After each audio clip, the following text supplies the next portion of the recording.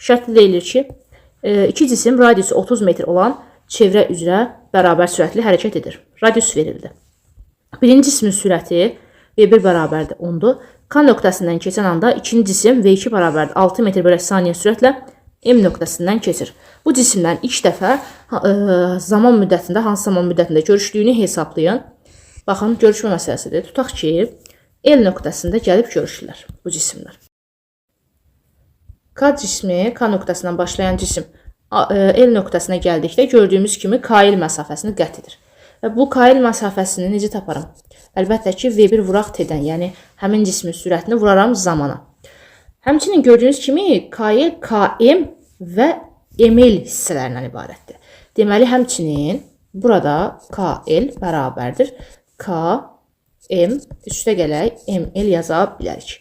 Baxın, gördüyünüz kimi bu KM məsafəsi bizim çevrənin uzunluğunun 1/3-nə bərabər olacaq. Bunu da hardan bilirəm? Gördüyünüz kimi 120 dərəcədir. Hansı ki, əgər ki, cisim K nöqtəsindən başlayıb yenidən K nöqtəsinə gələrsə, 360 dərəcə bucaq çizir. İndi burada 120 dərəcə 360'ın gördüğümüz kimi 3/1 hissəsidir.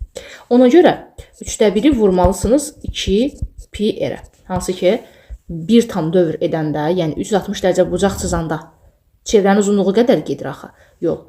120 dərəcədə də artıq 3/1'ə vurmalıyıq 2πr. Çünki çevrənin uzunluğu 2πr-ə bərabərdir. Yerinə yazsaq olacaq 3/1 vurulsun 2, pi-nin qiyməti 3 və radiusda şərtdə verilmişdi 30. Baxın, 3'lər ixtisar getdi, 2 vuraq 30 oldu 60'a bərabər. Deməli, KM-ə tapdıq 60. Yerinə yazsaq onda, bax, KL-in yerinə V1T yazıram. V1T bərabərdir 60 üstə gələk ML. ML məsafəsi də elə fikir verin, ikinci cismin qət etdiyi məsafədir. Onu da V2 vuraq T-dən taparam. İkinci cismin sürətini vuraram zamana. Aha. Gəlin indi yerinə yazaq. Baxın, V1 10'dur, 10T bərabərdir 60 üstə gələk. V2 6'dır, 6T-yə. Buradan 60 bərabər olacaq 4T-yə. T-yə tapacağıq 15. Deməli, cavab oldu Y bəndi.